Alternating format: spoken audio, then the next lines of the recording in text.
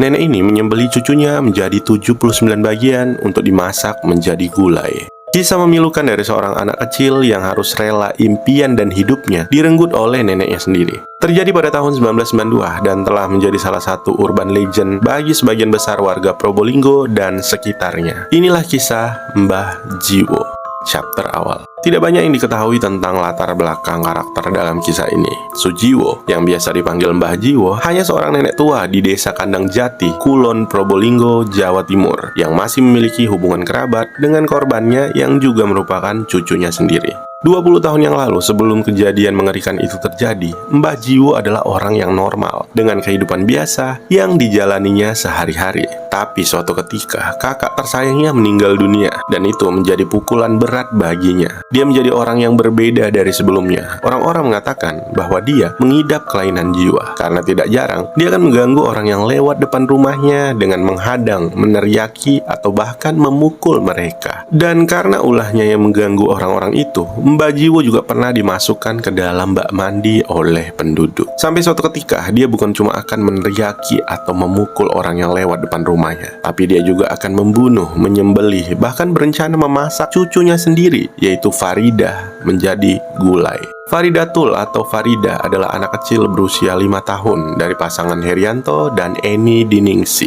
Sementara Mbah Jiwo adalah tante dari Eni Diningsi yang juga merupakan nenek bagi Farida. Farida adalah anak cantik, baik, lucu, dan periang yang menjalani kehidupannya seperti anak-anak lain di kampungnya. Selepas maghrib, dia akan pergi mengaji, dan terkadang dia juga akan mengunjungi Mbah Jiwo untuk membantunya, menemaninya, atau hanya untuk bermain di rumahnya. Tidak ada yang aneh dari kegiatan ini, seperti seorang cucu yang dekat dengan neneknya, dan sebaliknya, Mbah Jiwo seperti seorang nenek yang begitu sayang dengan cucunya sendiri. Bahkan, setiap Farida berkunjung, Mbah Jiwo akan memberi makanan seperti kerak nasi. Bisikan gaib. Entah sejak kapan bisikan-bisikan gaib mendatangi Mbah Jiwo yang memaksanya untuk melakukan hal-hal di luar nalar. Bisikan ini akan mulai datang ketika senja, seperti maghrib atau isya.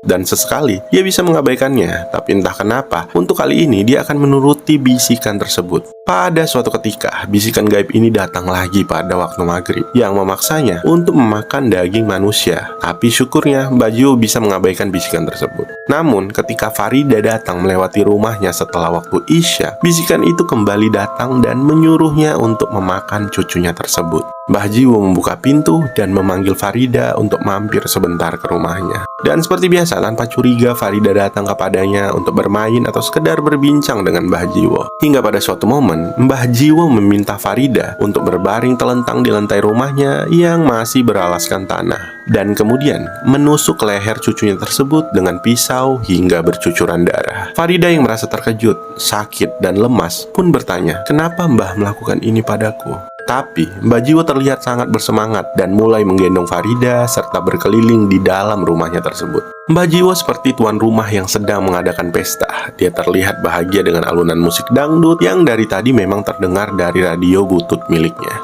Setelah Farida tewas, dia memulai acara ala chefnya dengan menyembelih Farida menjadi 79 bagian hingga jam 10 malam, serta meletakkannya ke dalam baskom yang telah ditutup tampah di dapur terbuka di belakang rumahnya. Dengan alunan musik dangdut yang terus memeriahkan suasana pesta Mbah Jiwo, dia juga mulai meracik bumbu-bumbu yang akan menambah nikmat rasa gulainya.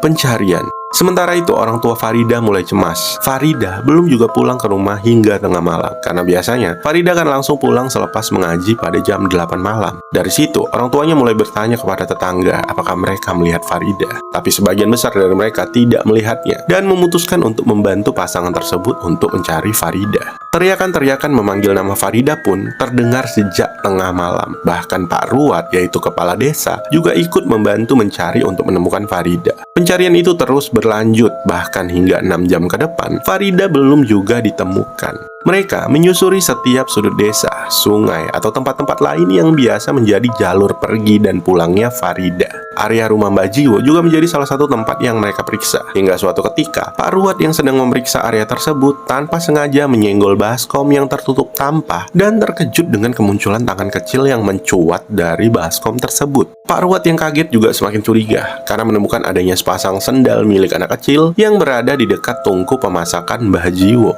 Dia pun memutuskan memutuskan untuk masuk ke dalam rumah Mbah Jiwo dan mulai menginterogasinya. Awalnya, Mbah Jiwo mengelak dan tidak mengaku. Namun hingga pada akhirnya, dengan nada tenang dia berkata, "Ya, memang saya yang menyembelih Farida." Herianto dan Enis pun histeris ketika melihat tubuh anak mereka yang telah dipotong-potong. Chapter akhir. Mbah Jiwo akhirnya dibawa ke kantor polisi dan diinterogasi selayaknya seorang kriminal. Dengan tenang dia mengakui semua detail dari bisikan gaib, proses mutilasi, dan rencana memasak gulanya tersebut. Dan diakhiri dengan kalimat, "Pokoknya saya bisa pesta sambil dengerin lagu dangdut lah." Dan dari beberapa penyelidikan polisi, Kapolres Probolinggo Letkol Fadila Budiono mengatakan bahwa Mbah Jiwo diduga mengidap kelainan jiwa. Sementara itu, orang tua Farida juga sangat terpukul atas kepergian anak mereka. Ayahnya juga mengatakan bahwa dia rela kalau Farida harus meninggal, asal bukan dengan cara seperti ini. Bahkan setelah Farida meninggal, orang tuanya sempat tidak nafsu makan karena terus teringat potongan tubuh Farida yang akan digulai oleh neneknya sendiri. Tapi ada versi lain dari cerita ini yang mengatakan bahwa sebenarnya Mbah Jiwo telah memasaknya menjadi gulai dan memberikan sebagian kepada orang tua Farida. Itulah kenapa mereka menjadi tidak nafsu makan setelah kejadian tersebut.